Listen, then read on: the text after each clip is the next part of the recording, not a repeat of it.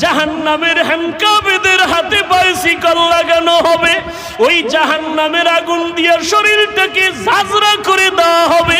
দুনিয়ার আগুন থেকে জাহান্নামের আগুন বড় মারাত্মক ভয়ঙ্কর আগুন হবে। দুনিয়ার আগুন হাতে লাগলে হাত জ্বলে, পা জ্বলে না। জাহান্নামের আগুন এত ভয়ঙ্কর, শরীরের যে কোনো জায়গায় লাগা মাত্র কলিজা পর্যন্ত ভুনা হয়ে যাবে। আমার আম্মা জান নবীর স্ত্রী আয়েশা রাদিয়াল্লাহু তাআলা আনহা কান্না করেন, আর নবীকে দেখে নবী তার রুমের মধ্যে বসে কান্না করেন। ইয়া রাসূলুল্লাহ, আপনি কাঁদেন কেন? নবী বলেন, আয়েশা, হাসরের ময়দানে কঠিন সময় আমার উম্মতের কি উপায় হবে, এই চিন্তা আমি কান্না করি। কঠিন অবস্থা হবে হাসরের ময়দানে, যেদিন নবীরা পর্যন্ত কান্নায় বিভোর হয়ে যাবে। সূর্যের গরমে জমিনটা তামা হয়ে যাবে, ওদিকে জাহান্নামের আগুনের আওয়াজ, অন্যদিকে আমার আল্লাহ রাগান্বিত আওয়াজ দিবেন, লিমানিল মুলকুল ইয়াউম লিল্লাহিল ওয়াহিদিল কাহ্হার। এমন অবস্থা হবে হাসরের ময়দানটা থরথর করে কেঁপে উঠবে, নবীরা পর্যন্ত কান্না করবেন, উম্মতেরা পাগলের মতো দৌড়াবে। ঈসা নবীর কাছে যাবে, মুসা নবীর কাছে যাবে সুপারিশের জন্য, আদম নবীর কাছে যাবে, নূহ নবীর কাছে যাবে, কেউ সুপারিশ করবে না। সর্বশেষ আমি মুহাম্মদের কাছে আসবে, দেখবে উম্মতেরা। আম্মাজান বলে, নবী, যেই কিয়ামতের ময়দানে মুসা নবী কাঁদবেন, যেই হাসরের ভয়ঙ্কর দিন ঈসা নবী কান্নায় বিভোর হয়ে যাবে, ওই সময় উম্মতেরা পাগল হইয়া আপনারে তালাশ করিয়া কোথায় পাবে? নবী বলেন, ও আয়েশা, আমি আমার মালিকের দরবারে মাকামে মাহমুদে সিজদায় পড়ে কাঁদব। ঈসা নবী কাঁদবেন নিজের জন্য, মুসা নবী কান্না করবেন নিজের জন্য, ঈসা নবী কাঁদবেন, ইব্রাহিম নবী কান্না করবেন নিজের হেফাজতের জন্য। আর আমি দয়ার নবী আমার মাওলার দরবারে কান্না করব, একবারও আমার জন্য কাঁদব না। আমি বারবার কান্না করব আর বলবো, আল্লাহ আমার উম্মতের বাঁচাও,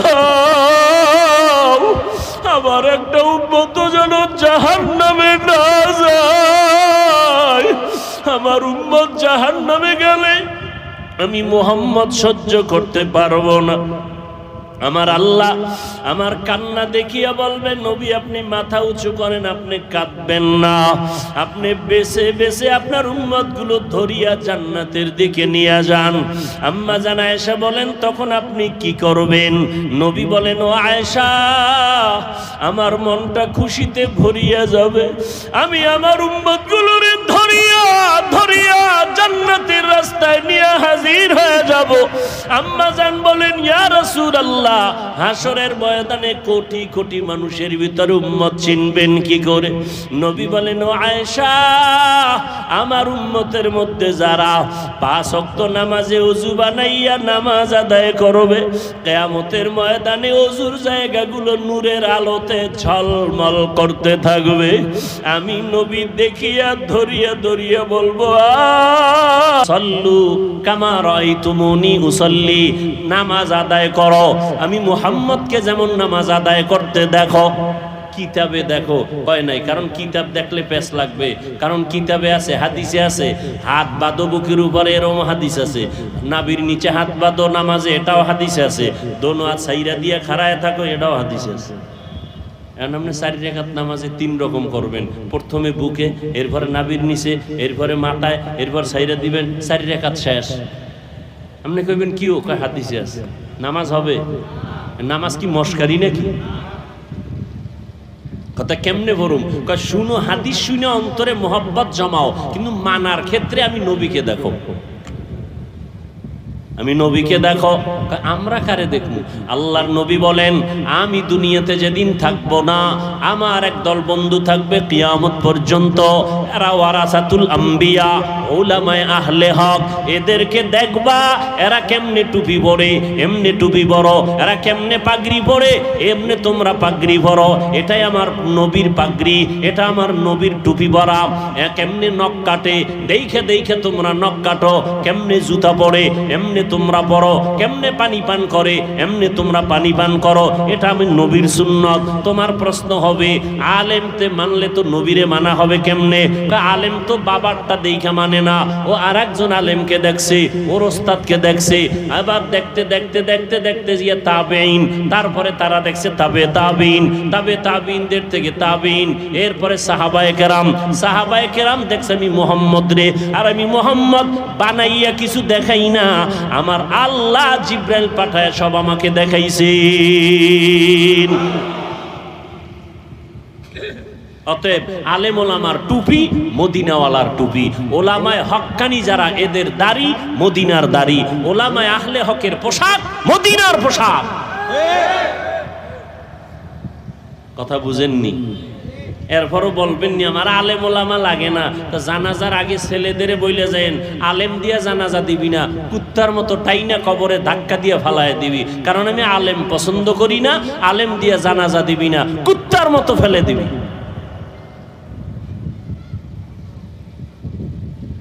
আল্লাহ আমাদের হেদায়াত দান করুন।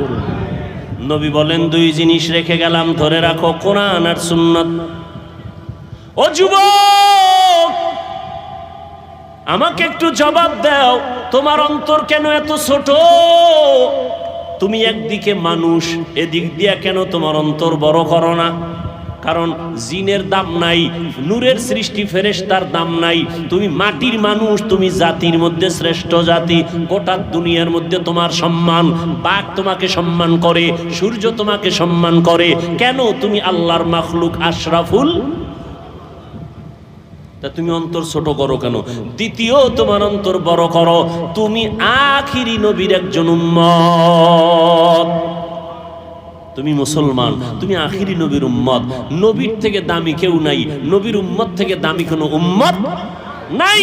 অতএব তোমার অন্তরকে বড় করো। গোটা দুনিয়ার শাসন তুমি করবে। বেঈমান কেন? বেঈমানরা করবে তোমার চাকরানি, ওরা চাকর। মুসলিম তুমি হবা মালিক, জমিন পরিচালনা করবা তুমি, গোটা দুনিয়া পরিচালনা করবা তুমি, মুমিন মুসলমান। আর সমস্ত বিধর্মীরা হবে তোমার চাকর। আমাকে ফ্যান বানানোর টাইম আসেনি, কথা কয় না।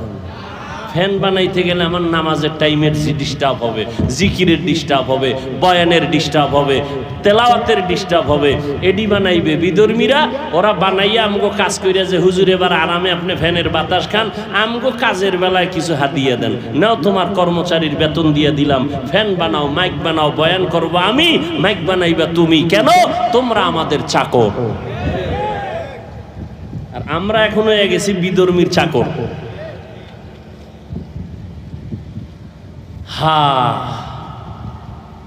অথচ মক্কার জমিনের মানুষ ছিল নিকৃষ্ট, খারাপ। পৃথিবীর ইতিহাসে বলে এদের মতো লুচ্চা, লম্পট, চরিত্রহীন মক্কা নগরীর মতো খারাপ মানুষ রসুল যখন আসছেন ওই সময় আর পৃথিবীতে কোথাও ছিল না। এত খারাপ হলো কেন এরা? এর একমাত্র কারণ, এরা মুরব্বি হারা হয়ে গেছিল। মুরব্বি কেউ ছিল না, ঈসা নবী নাই, মাঝখানে আর নবী নাই। এরা এখন মুরব্বি হারা। মুরব্বি না মানলেই বিপদ। মক্কার মানুষ এত খারাপ। কন্যা মেয়ে হইলে বাবায় বড় বেজার, ছেলে হইলে বড় খুশি হয়। কন্যা হলে কন্যাটারে জবাই করে, পাথর চাপা দিয়া বাবা নিজে মেরে ফেলে। বউয়ের সাথে কথা বলে না। ওই রকম জালেম এই যুগেও দুই একটা আছে না নাই? ছেলে হলে খুশি হয়, মাইয়া হলে বউয়ের সাথে রাগ করে কথা বলে না। আছে না নাই? ছেলে দেওয়ার মালিক বউ, মেয়ে দেওয়ার মালিক বউ। বউ তোমার জিনিসটা বহন করছে, তারে পুরস্কার দেওয়া উচিত। এই এক ধান্দা। মূর্খ আর একদল মূর্খ আছে, ছেলে হোক মেয়ে হোক দুটোর বেশি নয়, একটা হলে ভালো হয়, না হইলে আরো ভালো। কেমনে কেমনে কয় ট্যাবলেট খাইলে বুঝবা। জনসংখ্যা কমাও কেন? কয় এত মানুষ যদি বেড়ে যায় এরা খাবে কি, থাকবে কই? আল্লাহ কয় দোনোটার চাবি আমি আল্লাহর হাতে নিয়ে নিছি, তোর মাস্তানি করার দরকার নাই। আমার বান্দা কোথায় খাবে কোথায় থাকবে সব জিম্মেদারি আমি আল্লাহর। আল্লাহর সাথে চ্যালেঞ্জ দিয়া জন্ম নিয়ন্ত্রণের ট্যাবলেট বিক্রি কইরা এই জন্ম বিধর্মীদের থেকে আসছে, কোনো মুসলমান বানায় না, কিন্তু ওরা কেউ খায় না, এ খবরও আপনাকে নেই। কোনো বিধর্মী জন্ম নিয়ন্ত্রণ ট্যাবলেট খায় না কেন? ওদের টার্গেটটা কি? ওদের টার্গেট হলো মুসলমান কমাও, ওদেরকে সংখ্যায় কমায় দাও, আমরা বাড়াই। এজন্য দেখবেন বিধর্মীর ঘরে ঘরে বউ বেশি সন্তানও বেশি, খবর নেই। কিন্তু আপনি বুঝেন নাই, এরপর বাস্তবে দেখেন কি ট্যাবলেটের স্লোগান দিয়া ছেলে হোক মেয়ে হোক দুটোর বেশি নয়, একটা হলে ভালো হয় স্লোগান দিয়া সংখ্যা বর্তমানে কমছে না বাড়ছে? সত্য কথাটা বলেন। জনসংখ্যা বাংলাদেশে কম না বেশি? 20 বছরের তুলনায় এখন বাড়ছে না কমছে? এক সালাক সিফায় বয়ে কয় হুজুর বাড়াইছেন তো আপনারা। এই মাঠের মধ্যে এত যুবক সব আমরা বাড়াইছি, কথা কয় চিন্তা করছে। লিল্লাহি মা ফিস সামাওয়াতি ওয়াল আরদ ইয়াহাবু লিমান ইয়াশাউ ইনাসা ওয়া ইয়াহাবু লিমান ইয়াশাউ যুকুর আও ইউযাওবিজুহুম যুকরানা ওয়া ইনাসা ওয়া ইয়াজআলু মান ইয়াশাউ আকিমা ইন্নাহু আলিমুন কাদির।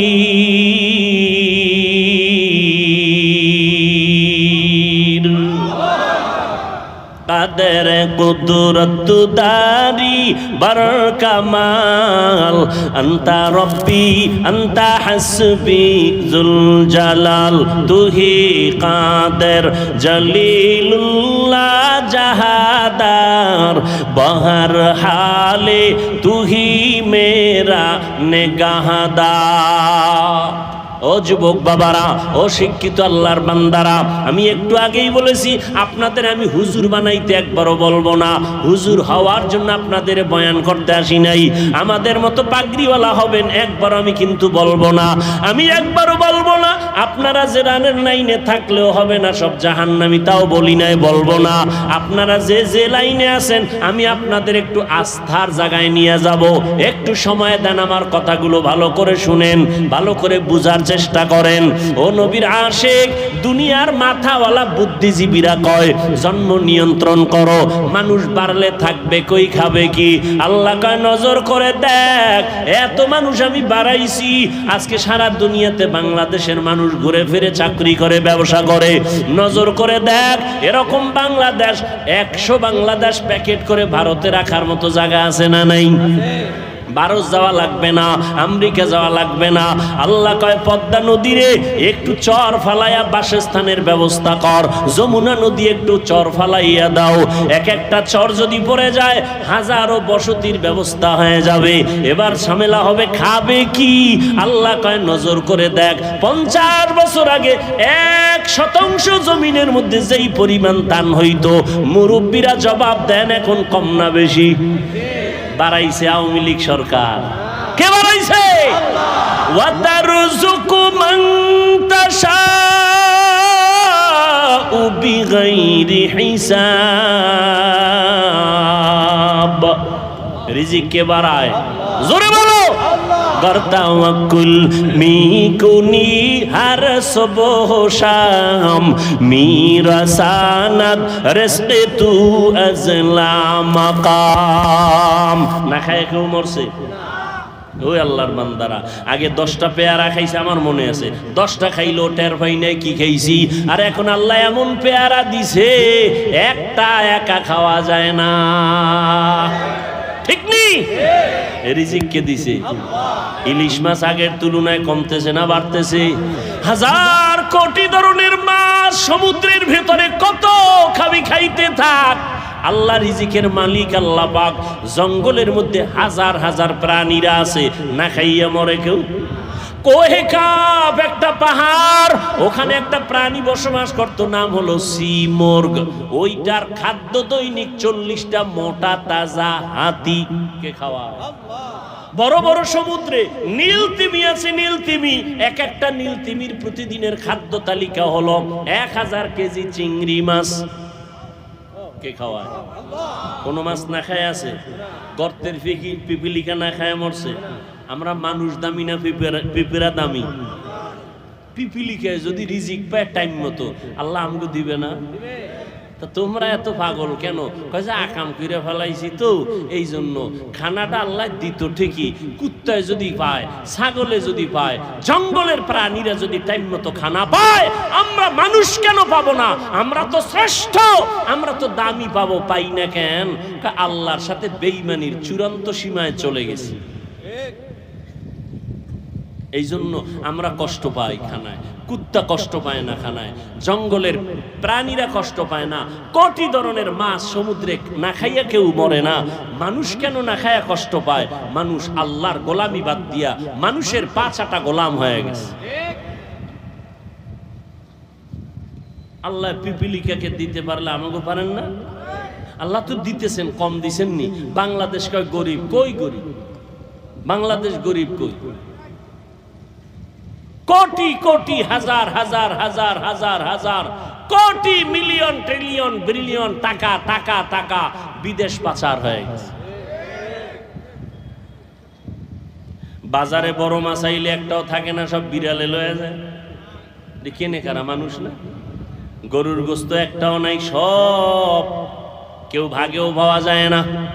আল্লাহ বলেন রিজিকের মালিক আমি আল্লাহ। অতএব মানুষ বাড়লে কমলে এ নিয়ে টেনশন নাই, আমি বাড়াইলে জায়গা ব্যবস্থা আমি করব, খানার আয়োজন আমি করব। নবী বলেন ও দুনিয়ার উম্মতেরা, ওই বাড়ির মাইয়া বিয়া করবি যেই বংশের মধ্যে সন্তান বেশি, কারণ আমি নবী গর্ব করব আমার উম্মত বেশি হবে। কিয়ামতের দিন আমি গর্বের সাথে জান্নাতে সবাইকে নিয়ে ঢুকবো। নবী কয় উম্মত বাড়াও, উম্মত কয় ট্যাবলেট খাইয়া কমাও। এরা রসুলের আশিক। তবে ওই সন্তান না বাড়ানি ভালো যেই সন্তান বাবার গলায় ফাঁসির রশি লাগায় দেয়। আল্লাহ হেদায়াত দান করুন। নবী বলেন দুইটা জিনিস ধরে রাখো, এক নাম্বার কোরআন, দ্বিতীয় নবীর সুন্নত। সুন্নত দিয়ে আল্লাহ নবী ইশারা করলেন কিতাব দেখলে হবে না, সুন্নত ওয়ালা যারা উলামা আহলে হক, আমি আম্বিয়া কেরামের বন্ধু, তাদেরকে দেখা দেখা সুন্নতের আমল করো। অতএব যারা বলবে আমরা কোনো ব্যক্তি মানি না, তারা আহলে হক নয়।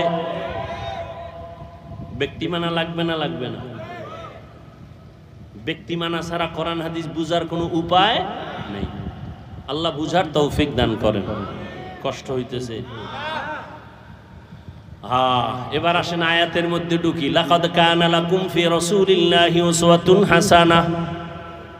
আল্লাহ পাক রব্বুল আলামিন বলেন ও দুনিয়ার মুমিনের দল, আমার এমন একজন রহমতের নবী, আমি তাকে দুনিয়ায় পাঠাইলাম, তার মধ্যে তোমাদের জন্য রয়েছে উত্তম আদর্শ। কেমন উত্তম জাননি? মক্কার মানুষগুলো চূড়ান্ত খারাপ, নারী আর পুরুষ উলঙ্গ হইয়া আল্লাহর পবিত্র ঘর বাইতুল্লাহর চারপাশে তাওয়াফ করে। কতটা খারাপ! নারী পুরুষ উলঙ্গ। কারণটা কি? কারণটা কি? কয় এত সুন্দর কাবা, দামি পবিত্র, এখানে আমরা এই ময়লা সয়লা গুনাওয়ালা কাপড় নিয়ে যাই কেমনে? সব বাদ দিয়া খোলামেলা যাই, ল্যাংটা যাই, উলঙ্গ যাই বাইতুল্লাহর সম্মানে। কন্যা সন্তানদের জবাই করে, বাবা হইয়া হত্যা করে। আর নবী কয় দেখ আমি 4 কন্যার বাবা, আমার কোনো ছেলে নেই। এত বড় নবী, মক্কার বেঈমানেরা কয় মুহাম্মদের বংশ শেষ। কেন? মুহাম্মদ মইরা গেলে ছেলে নাই, বংশ রক্ষা করবে কে? নবীর মনটা একটু কষ্ট আসছে। আল্লাহ কয় নবী কষ্ট পাবেন না। ইন্না আ'তাইনাকাল কাউসার, আমি আপনাকে কাউসার দান করলাম। এই কাউসার দিয়ে আপনার সম্মান দুনিয়াতে কিয়ামত পর্যন্ত, শুধু না কিয়ামতের দিনও কাউসারের দ্বারা আপনার সম্মান উঁচু থাকবে। কাউসারের অনেক অর্থের এক অর্থ হলো রুহানি সন্তান। নবীর যদিও জন্মগত কোনো ছেলে নাই, কিন্তু এখনো ১৫০০ বছর পর এই জমিনে কোটি কোটি কোটি কোটি মুসলমান নবীর রুহানি সন্তান আছে। নবীর বিরুদ্ধে কথা বললে জীবন দিয়া প্রতিবাদ করবে। ইমামুল আউয়ালিনাল আখিরিন বাহরে সাদকা রাহমাতাল লিল আলামিন সাইয়্যিদুল কাউনাইন খাতমুল মুরসালিন আখিরামত বুদে ফখরুল আউয়ালিন। ও আল্লাহর বান্দারা, ও বৃদ্ধ বাবাজিরা, পর্দার আড়ালের আম্মা জানেরা, আল্লাহর নবী আপনাদের মর্যাদা কি পরিমাণ বাড়ায় দিলেন। দুনিয়ার কোনো ব্যক্তি, কোনো নেতা, কোনো ধর্ম, কোনো সংবিধান নারীদের সম্মান বাড়াতে পারে নাই। বাড়িয়েছে আল্লাহ কোরআনের সংবিধান দিয়া, আমার নবীর মাধ্যমে। বর্তমান দুনিয়াতে যারা নিজেদের থেকে নারীকে একটু সম্মান দিতে চায় কোরআন বাদ দিয়া, এদের দ্বারা নারীর সম্মান হয় না, বরং নারীরা পদে পদে হয় অপমান। সম্মান হয় না অপমান? অপমান। নারী কেন কাজ করবে পুরুষের মতো? রৌদ্রের মধ্যে কষ্ট কেন করবে? ইসলাম কি বলে? নারী যদি ঘরের মধ্যে থাকে, বেতন ঠিক মতো সরকার দিয়া দাও। প্রতিবন্ধী থাকলে কোনো কাজ নাই, ও ঘরে থাকবে, সরকারি কোষাগার থেকে বেতন দিয়া দাও। নারী কোনো কষ্ট করতে পারবে না, ও তো জন্মগতভাবেই কষ্ট করে। জীবনভর বাবার অন্তরালে থাইকা জীবনভর কষ্ট করলো, স্বামীর ঘরে আইসা সন্তান নিয়ে কতটা কষ্ট করলো, এই কষ্ট সারা দুনিয়ার কষ্টের সমতুল্য হবে না।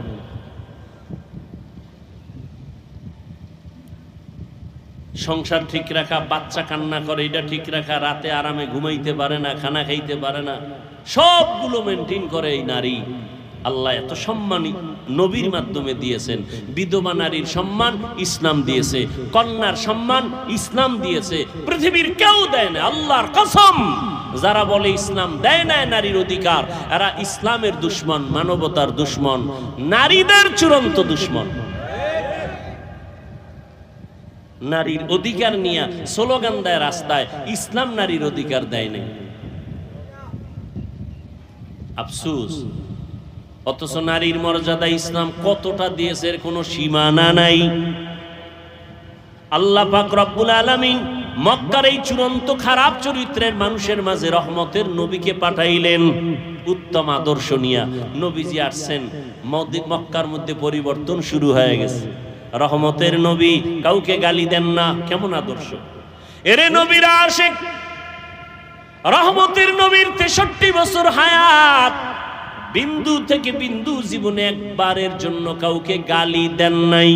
দিবে দূরের কথা, কারো গালির জবাবও নবী দেন নাই।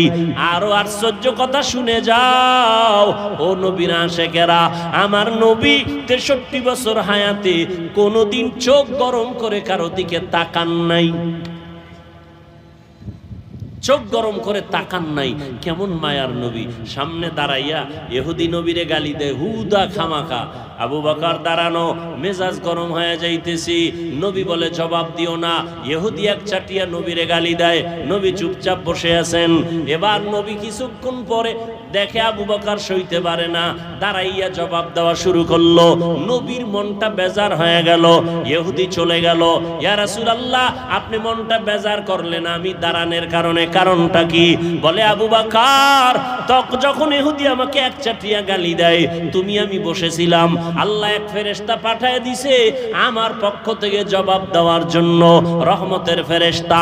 তুমি যখন জবাবের জন্য দাঁড়াইছো, রহমতের ফেরেশতা চলে গেছে। মনটা বড় বেজার। নিজের হাতে বিচার না নিয়া আল্লাহর হাতে ছেড়ে দাও, বিচার বড় কঠিন। আমরা তো আল্লাহর হাতে দিতে চাই না, নিজের হাতে নিতে চাই। আল্লাহ হেদায়েত দান করুন। মায়ার নবী, কেমন মায়ার নবী! আমার নবী আমাদের গর্ব। এই নবীর উম্মত হওয়ার জন্য কত নবীদের আক্ষেপ ছিল, আর আল্লাহ আমাদেরকে দয়া কইরা ওই নবীর উম্মত বানাইছেন।